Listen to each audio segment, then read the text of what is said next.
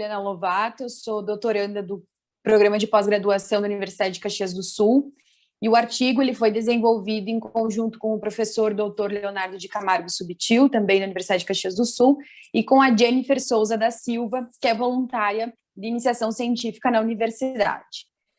O tema do nosso trabalho, então, são planos estratégicos da Autoridade Internacional dos Fundos Marinhos, a ISA, para exploração jurídico sustentável da área. Os oceanos, eles abrigam diversos recursos biológicos e organismos vivos, sendo que os processos químicos, físicos e biológicos que decorrem desses elementos são essenciais para a qualidade da vida humana, dos seres humanos como um todo. E, em virtude disso, para que os usos dos oceanos não afetem a conservação do meio ambiente marinho, é que é tão necessário uma gestão de forma sustentável desses recursos quando estão sendo explorados. Dentro dessa perspectiva, a gente elegeu como problema de pesquisa em que medida o plano estratégico para os anos de 2019 a 2023 da Autoridade Internacional dos Fundos Marinhos revela-se eficaz para alcançar os objetivos do desenvolvimento sustentável, tanto no viés da proteção ambiental, quanto para a exploração minerária da área, né? Como objetivo geral, então, é identificar se as estratégias que foram traçadas pela autoridade na implementação de ações de conservação e de sustentabilidade do meio ambiente marinho quando da exploração da área. Para que fique claro de início, como é um tema bem específico, a área ela é considerada o solo e o subsolo dos oceanos para além dos limites das jurisdições nacionais. Então, não engloba nada sobre as jurisdições nacionais. Eu vou abordar especificamente sobre o primeiro objetivo específico, que é o primeiro capítulo do nosso artigo. O que é importante referir? O direito internacional do mar, na verdade, ele passou a verificar a importância da exploração dos fundos marinhos muito recentemente, tanto pela sua conotação econômica, né, que vem trazer para os estados desenvolvidos em desenvolvimento dessas explorações, tanto por conta das incertezas científicas que decorrem dessas explorações, na verdade, denominadas explotações comerciais que vão decorrer de minérios e de nódulos polimetálicos na área. Com isso, a missão da autoridade é justamente gerir a área para que os exploradores, tanto os estados quanto empresas patrocinadas que venham a explorar, respeitem regras jurídicas ambientais e também que essa exploração ocorra de forma sustentável, se é que é possível, né? Diante dessas perspectivas, a autoridade, então, ela desenvolveu esse plano estratégico em cumprimento à Agenda de 2030 das Nações Unidas, que procura justamente traçar essas medidas e estratégias de desenvolvimento.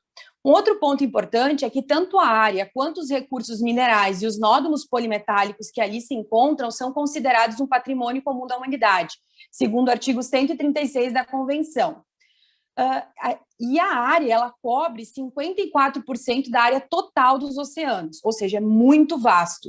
A exploração, na verdade, dos fundos marinhos como um todo, ela foi muito limitada até a década de 1970, mas de 2010 em diante, em virtude da sobrecarga das minas terrestres e do aumento da procura por matérias-primas que estão sendo esgotadas nas jazidas terrestres, acabou por ter essa proporção muito maior de busca, né? E nessa conotação toda, tanto a fauna quanto a flora localizada nos fundos marinhos, que é a área, e o mar profundo, eles são muito sensíveis e muito peculiares frente às zonas superiores dos oceanos. Então, essas explorações, elas vão provavelmente, em virtude de alguns testes que já foram realizados, causar perda de habitat, podendo ocasionar a morte de diversas espécies, alterações genéticas, alteração da cadeia alimentar, entre outros tantos impactos ambientais que são verificados. Observa-se que esses ecossistemas, eles possuem cerca de 1 milhão e mais de 10 milhões de espécies vivendo no mar profundo e nos fundos marinhos, a maioria sequer está catalogada e sequer se sabe que existe, e esses ambientes, eles são considerados, inclusive, por muitos como mais biodiversos do que as próprias florestas tropicais. Os principais riscos dessa exploração, então, são os riscos de destruição de espécies, destruição de bentos, agressões de ecossistemas, remoção de sedimentos de forma indistinta quando estiver passando o coletor de remoção, criação de pluma bêntica que vai afetar toda a turbidez do mar profundo da coluna d'água. E isso tudo concluiu-se com o primeiro ponto do artigo, que é essencial a implementação de tecnologias eficientes, de estratégias de mineração, né, desde o planejamento até a execução dessa explotação, quando ela for efetivamente iniciada, sendo que quanto maior essas tecnologias, menor, presume-se que menor será o impacto e a extensão desses danos, né? Além disso, é possível verificar que existem impactos econômicos e sociais decorrentes dessas explorações que também devem ser levados em conta pela autoridade. E considerando que é um patrimônio comum da humanidade, os recursos econômicos que vierem a advir dessas explorações, eles devem ser repartidos de forma equitativa entre estados desenvolvidos e em desenvolvimento. E a economia, a exploração de minérios, ela é muito progressiva na questão econômica, ela é uma parcela considerável da economia azul, e tem quem acredita em relatórios que dizem que ela vai chegar a valer cerca de 7 bilhões de dólares até 2026.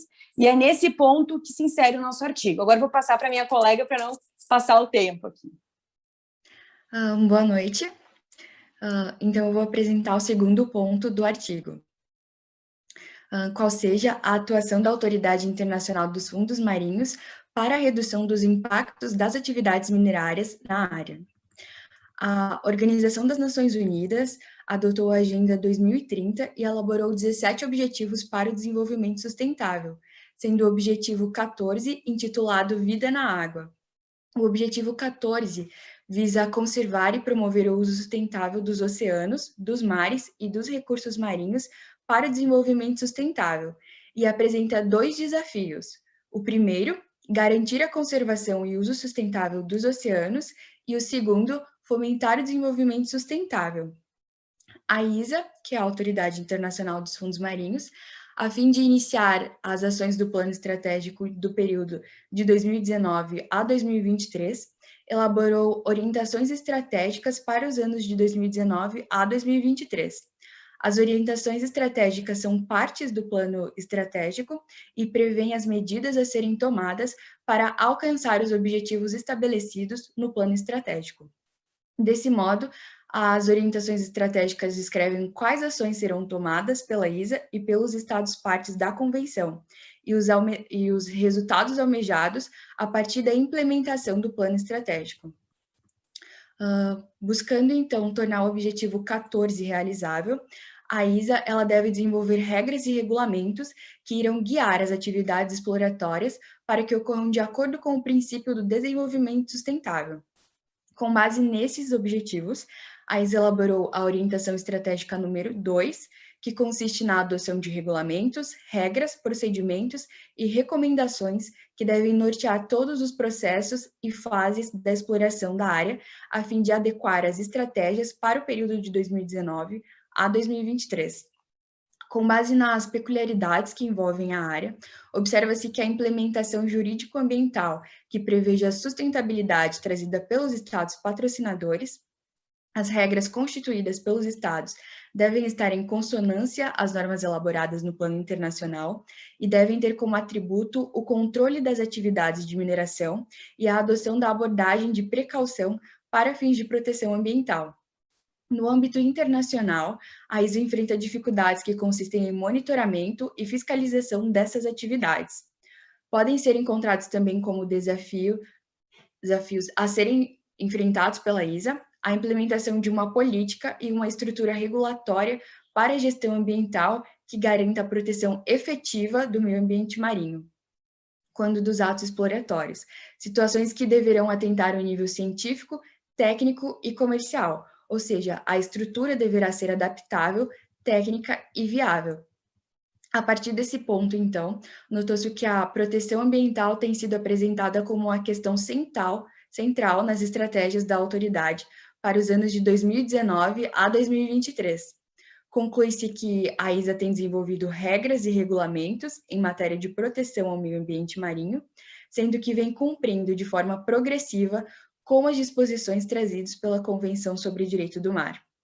Ao examinar a atuação da autoridade, no que se refere às medidas jurídico-ambientais utilizadas para reduzir os impactos das atividades minerárias na área e, em contrapartida, promover a exploração econômica da área de modo a atingir o desenvolvimento sustentável nos âmbitos ambientais e econômicos, foram identificados os princípios orientadores do Plano Estratégico para os anos de 2019 a 2023.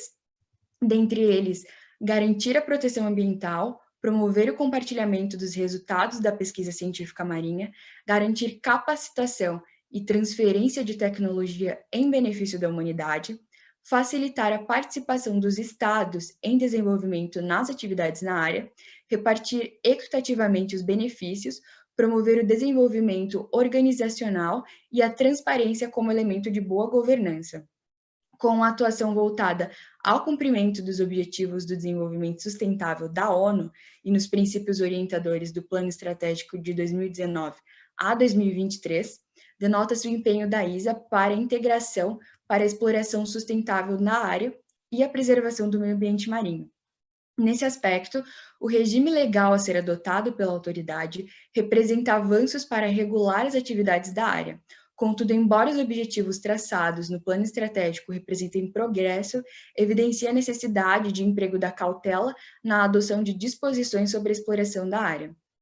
Assim, buscou-se identificar as estratégias da ISA na implementação de ações de conservação e sustentabilidade no meio ambiente marinho, quando da exploração econômica da área.